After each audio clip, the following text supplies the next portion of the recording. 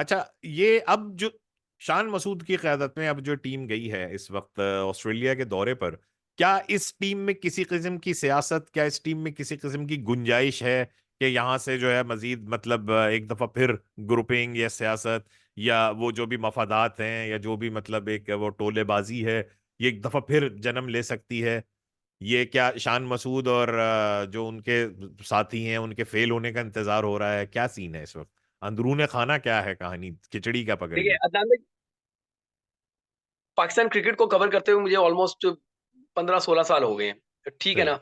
और मैंने बहुत बड़े-बड़े खिलाड़ियों के भी करीब हूँ मैं, और बहुत नए-नए खिलाड़ी जो हैं वो मुझसे उम्मीदें भी लगाए रखते हैं। तो मैं बहुत सारी चीज़ें जानता हूँ।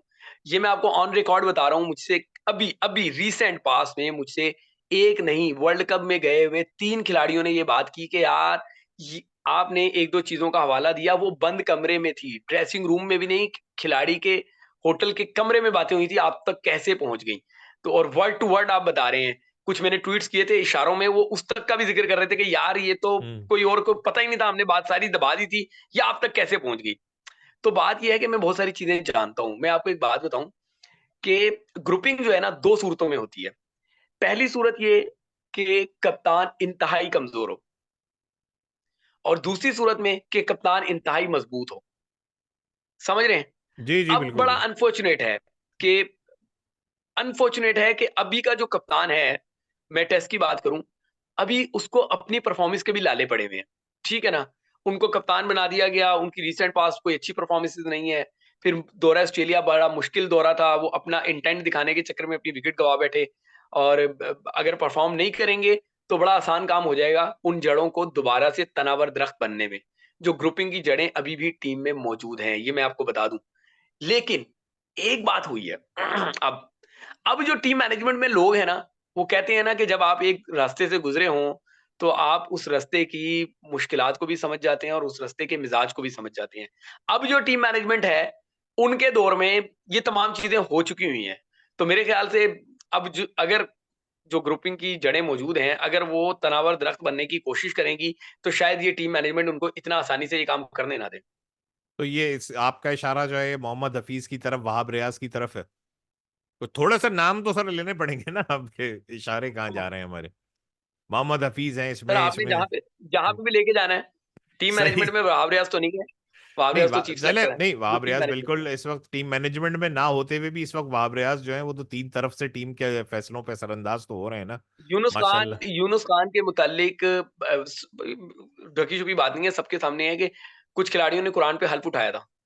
बिल्कुल बिल्कुल इसका बिल्कुल। मतलब है कि उस टाइम कोई टीम में ग्रुपिंग हो रही थी। तो अगर उसके लोग टीम टीम मैनेजमेंट में नज़र आ जाएँ, तो आप समझ सकते हैं कि उनको भी समझ आ जाएगी अगर किसी ने कुछ करने की कोशिश की है। मोस्ट डेफिनेटली, ये तो आपने बिल्कुल मिसाल दे के बात आपने वाजे कर दी। जितना कंटेम्प्रेरी खिलाड़ी होगा तो वो तो होता रहेगा, लेकिन एक और भी इसमें हमें एक और जो अंसर नजर आता है उमूमन, वो कलेक्टिवली अफेक्ट करता है पाकिस्तान की टीम को, पाकिस्तान की टीम की तश्कील को।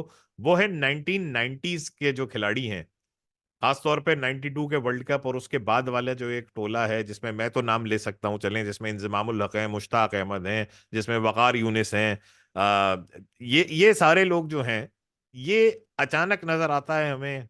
मोहम्मद यूसुफ हैं, अचानक आके हावी हो जाते हैं, अचानक हमें नजर आने लगते हैं, पिक्चर में आ जाते हैं कि जैसे इनके अलावा जो है वो कोई सोल्यूशन पाकिस्तान के पास नहीं है। तो क्या ये भी एक मतलब फैक्टर है? क्यों, एक तो कंटेम्प्रेरी ग्रुपिंग होती है ना कंटेम्प्रेरी खिलाड़ियों में, फिर एक साबका जो खिलाड़ियों की एक वो होती है, एक मैं वो ये मतलब। समझता हूँ कि 90s के जो क्रिकेटर्स हैं ना, उनका विज़न बहुत अच्छा है। ये जो सही। आपने नाम लिए हैं ना, अगर उनको सही से काम करने का मौका दिया जाए और उनको उनकी मंशा के मुताबिक काम करने दिया जाए, तो 2 काम होंगे।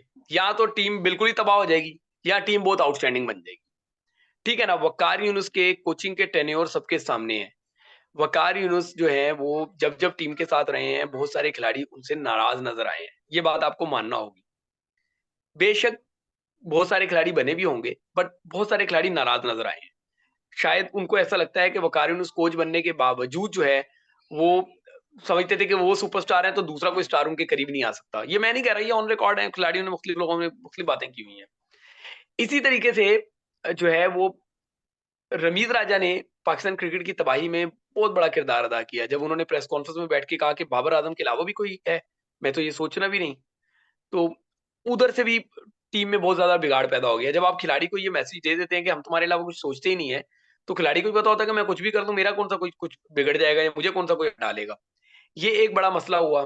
फिर आप देखेंगे इंज़मामुल हक चीफ सेलेक्टर आते हैं, गालिबन 25 लाख रुपए उनकी तनख्वाह होती है और वो प्रेस कॉन्फ्रेंस में बैठ के बड़े बड़े ही मतलब मैं नहीं वो लफ्ज़ नहीं इस्तेमाल कर सकता। बड़े सीनियर है हमारे, कौमी हीरो हैं, कि बड़ी अजीब से अंदाज़ में कह देते हैं कि जी मैंने तो इस टीम में ज़्यादा तब्दीली नहीं की, जो 3 साल थे मैं उन्हीं को लेके चल रहा था। बात ये है कि फिर 25 लाख रुपए आपको देने की क्या ज़रूरत थी? मैंने ये सवाल भी पूछा था चेयरमैन क्रिकेट बोर्ड से ज़का अशरफ से, आप देखें ज़रा कि भाई ये काम तो फिर कोई क्लर्क भी कर देता। कोई भी बंदा 5 लाख रुपए वाला भी कर देता, फिर 25 लाख रुपए वाला बंदा क्यों रखा? उसकी बात ये है कि जब आप लोग सोशल मीडिया के फेम को, सोशल मीडिया के हाइप के पीछे अपने कदों को छुपाने लग जाएँ, अपनी चीज़ों को छुपाने लग जाएँ और आपको लगे कि अगर हम ये काम कर देंगे तो सोशल मीडिया पे हम भी सुपरस्टार बन जाएँगे। तो फिर आपने अपना सोचा ना, टीम का तो नहीं सोचा। चाहे वो रमीज़ राजा हों, चाहे इंज़मामुल हक हों, वकार यूनुस को मैं कह रहा हूँ कि वकार यूनुस को आप टीम के साथ लगाएँ, मैं देखता हूँ फिर कितने तुरम खान बचेंगे।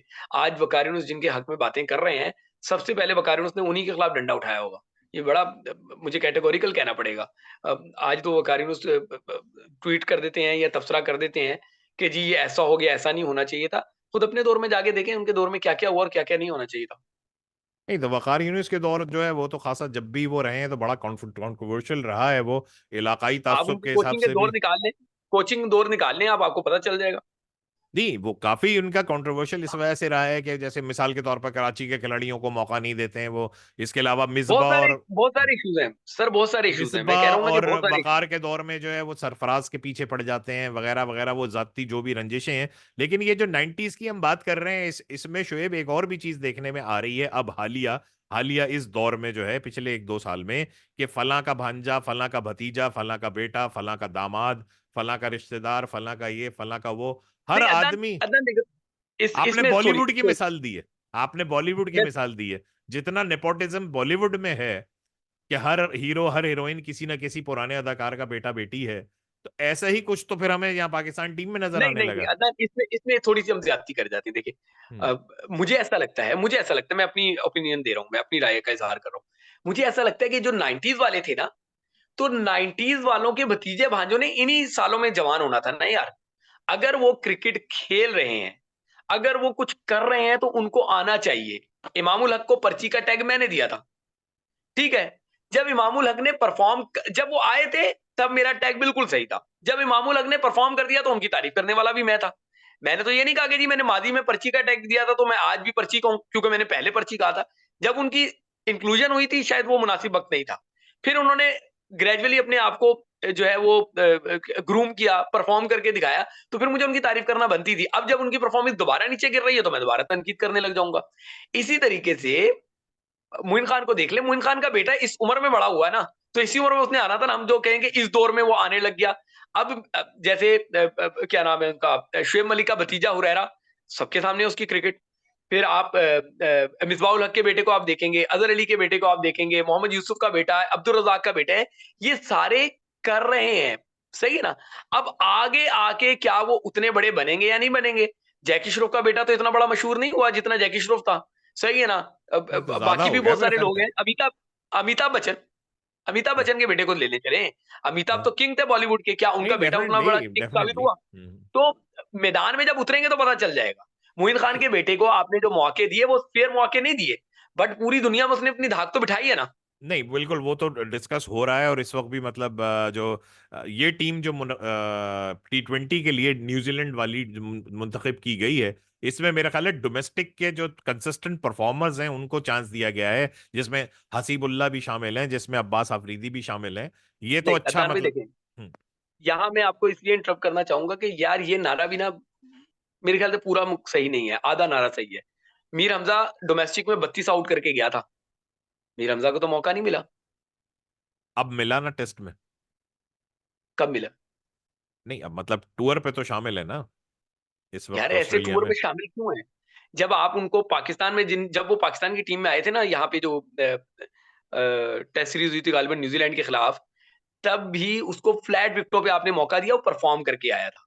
जब उसको तब मौका दिया और अब जब लेकर गए आप, तो आपने वहां पे क्यों नहीं खिलाया मीर हमजा को?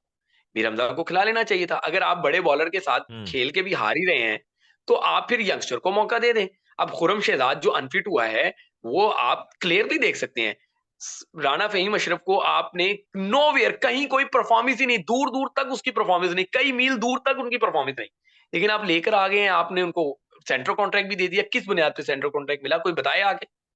ये मेरिट का कत्ल नहीं है तो क्या है? किस बुनियाद पे वो पाकिस्तान टीम में आ गए? ये मेरिट का कत्ल नहीं है तो क्या है? फिर ये मेरिट पे सवाल। उनको लाके खिला दिया, सुन तो लें, उनको जी जी आपने जी। फहीम अशरफ को खिला दिया। फहीम अशरफ ने कराए 24 ओवर, ठीक है? खुरम शहजाद से आपने करवा लिए 38 ओवर। उस 38 ओवर का नतीजा ये निकला कि उसकी पसलियां ही फ्रैक्चर हो गई। वो बेचारा पूरी सीरीज से ही बाहर हो गया। ठीक है ना? और अब आप मैं आपको बता दूं, अब आप देख लीजिएगा आगे क्या होगा। मुझे तो हसन अली ये आ जाए। फिक्र है कि कहीं ओ भाई ये ना हो, हसन अली को छोड़े, कहीं ये ना हो कि फिर वही मशरफी आ जाए। क्योंकि जी उन्होंने एक फास्ट बॉलर बिठाना था और एक स्पिनर खिलाना था, तो वो एक स्पिनर तो नुमान अली होगा या साजिद खान होगा। कहीं ये हाँ। वही मशरफ को ये ना कहते कि चलो हम इसको एक और मौका दे दे। एक एक मौके देते देते आप, अगर मैं गलत नहीं हूं, 90 से ज्यादा इंटरनेशनल मैचेस हो गए हैं। ये कौन से मुल्क में होता है? ये सिर्फ यहाँ पे होता है। अब आपको पर्ची बाकी सारे लगेंगे, फहीम अशरफ पे बात करने ही गुना है। नहीं, फहीम अशरफ का तो मुझे ये भी बात समझ में नहीं आती कि वो एक फॉर्मेट में फेल होते हैं, उसके बाद अगला इवेंट या सीरीज दूसरे फॉर्मेट की होती है, वो उसमें आ जाते हैं, फिर उसके बाद वो फॉर्मेट खत्म हो जाता है तो वो टेस्ट मैच खेलने लगते हैं। हर जगह हर मौके पर मतलब वो फेल हो रहे होते हैं। पता चलता है कि नहीं उस फॉर्मेट में ही चल देंगे। ये तो खैर सर ये सवाल तो अरदान मुझे भाई, आपसे करना मामला चाहिए ये है कि ना कि फहीम, हाँ उनके पास क्या ऐसी गीदड़ सिंगी है। देखिए फहीम। मसला ये है कि वो अगर कहीं सिलेक्ट नहीं होते तो, अब ये देखें, फहीम अशरफ कहीं सिलेक्ट नहीं भी होते तो भी वो सेंट्रल कॉन्ट्रैक्ट में होते हैं, तनख्वाह पक्की है। मतलब तनख्वाह सबसे पक्की लोएस्ट है। कैटेगरी में भी आएंगे तो 11-12 लाख रुपए महीने के उनको मिलते रहेंगे। बिल्कुल बिल्कुल। समझ रहे हैं? सेंट्रल कॉन्ट्रैक्ट की तनख्वाह पक्की है। आपको पता है, आपको ये जुल्म पता है कि पाकिस्तान के डोमेस्टिक क्रिकेटर्स को अभी तक तनख्वाह नहीं मिली। कायदे आजम ट्रॉफी पूरी खेल गए, पाकिस्तान का पूरा खेल गए, नेशनल टी20 का पूरा खेल गए, उनको तनख्वाह नहीं मिली। और तनख्वाहें इन साहबान को जरूर मिलती रही हैं जो कहीं कुछ नहीं कर रहे, लेकिन इनके बैंकों में जाकर देखें 11-12 लाख के हिसाब से तनख्वाहें आई जा रही हैं, सबसे नीचे वाले की। ऊपर वालों की तो 60-60 लाख रुपए महीना तनख्वाह है, और उस 60 लाख में क्या परफॉर्मेंस है वो भी सबके सामने है। हाँ, अब बात फिर वहीं जा रही है जो चीज अंडर इन्वेस्टिगेशन है। तो इसलिए इसको थोड़ा सा हम वाइंड अप करते हैं। और सवाल मेरा जो असल में बात जो बीच में रह गई ना, मैं भाई ये कह रहा था कि देखें इतने सारे वो खिलाड़ी के जो इस वक्त ठीक है अपनी सीनियोरिटी की वजह से, अपने विजन की वजह से, और being close to the contemporary cricket अगर हम उनको कहें, तो 90s के क्रिकेटर्स जो हैं इस वक्त at the helm of affairs हैं। लेकिन जब हम साया कॉरपोरेशन से बात शुरू करते हैं या हम यादजू इंटरनेशनल से जब हम बात शुरू करते हैं, हम कन्फ्लिक्ट ऑफ इंटरेस्ट की बात करते हैं। हम ये बात करते हैं कि जी कोई भी पोजीशन ऑफ अथॉरिटी में हो, चाहे वो कप्तान हो, चाहे वो सिलेक्टर हो, चाहे वो कोच हो, वो किसी भी कंपनी को हेड नहीं कर सकता, रन नहीं कर सकता, उसमें उसके स्टेक्स नहीं होने चाहिए। लेकिन क्या ऐसा खिलाड़ी जिसका कोई रिश्तेदार करीबी, उसका रिश्तेदार कोई घर का उसके मेंबर, कोई उसके फैमिली मेंबर क्लोज, उसका कोई दामाद, उसका कोई बेटा, भतीजा, भांजा, अगर वो सिलेक्शन का कैंडिडेट है और उसके मुकाबले में दूसरे कैंडिडेट्स हैं, तो क्या ऐसे जैसे इंजमाम उल हक है मुस्तकिल, मतलब उनका कन्फ्लिक्ट ऑफ इंटरेस्ट है अगर इमाम उल हक खेल रहे हैं तो। अगर शाहिद आफरीदी को आपने थोड़ी अरसे के लिए सिलेक्टर बनाया था तो उनके दामाद जो हैं वो क्रिकेट खेल रहे हैं साथ में, तो ऐसे लोगों को क्या कन्फ्लिक्ट ऑफ इंटरेस्ट का केस ये नहीं है शुएब, कि फिर ऐसे लोगों को अखलाकी तौर पे सही चले, कानूनी तौर पे ना सही, फिर ये इस चीज का भी ख्याल रखा जाए कि ये भी कन्फ्लिक्ट ऑफ इंटरेस्ट है। सर इखलाक की कदर तो कर लें, लेकिन क्या करें, ये भारी भरकम तनख्वाह जो है ना वो इखलाक को नीचे दबा जाती है। इससे ज्यादा तबसरा नहीं कर सकता। तो बस सारा तनख्वाह का खेल है इसका मतलब। माली फायदे सारा। का खेल है। चलें। चलें शेब, ये तो बस 100 बात की एक बात कह के आपने आज मतलब आज की जो है गल मुका दी जिसे कहते हैं। तो इंशाल्लाह अभी मजीद मामलात सामने आएंगे। और एक वादा आपसे लेते हैं, बहुत सारे सवालात जो हैं वो रह गए इस वजह से, कानूनी जो उसमें एक खम है कि जी अंडर इन्वेस्टिगेशन वाली चीज है। जब ये चीज सामने आ जाएगी तो फिर उसके बाद एक सिटिंग आपसे और करनी है हमने, ताकि इस बारे में जरा फिर मैं हम खुल के बात कर सकें। मैं आपको वो कुछ बताऊंगा जो आपके तोते उड़ा देगा। अरे सर, तोते तो फिर पता नहीं क्या क्या सुन के ना उड़े। अब मुझे भी क्रिकेट फॉलो करते हुए जा रहे 40 साल हो गए या पाकिस्तान की, तोते तो खैर ना उड़े, लेकिन बहरहाल ये एक उधार है हमारे और आपके बीच में, ये आपने बताना है। ठीक है, डन है, चलिए, डन है, thank you sir Shoaib done भाई, है अदनान भाई, डन है। बहुत बहुत शुक्रिया कि आपने बोलना वक्त सर। निकाला। और शोएब को आपने सुना, अगर आज की वीडियो को लाइक कीजिए, शेयर कीजिए आप, और चैनल को सब्सक्राइब कर लीजिए।